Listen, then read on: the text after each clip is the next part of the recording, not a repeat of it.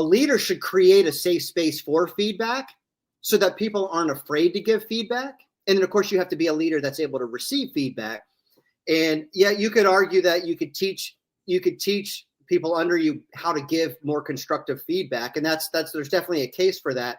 But if you create a safe space, so in my office, every Monday we start for about an hour and we have this thing called AEIOU, and each letter stands for something in our business that we could always be improving, bringing in new assets, how we do influential.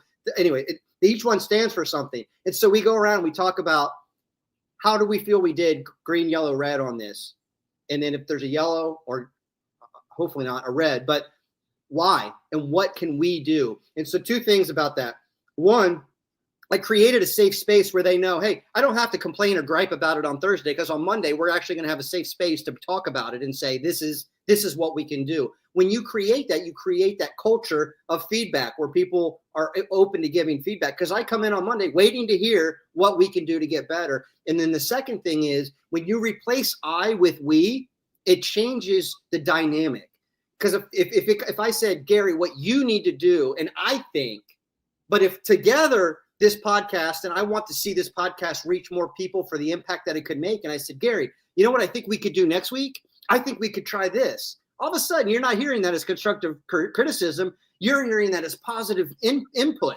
You're like, oh, man, he's taking ownership in this and trying to help me reach to something new, because it's not about I or me. It's actually we. And so I think from a feedback perspective, create a safe space and then get everybody working towards a common goal.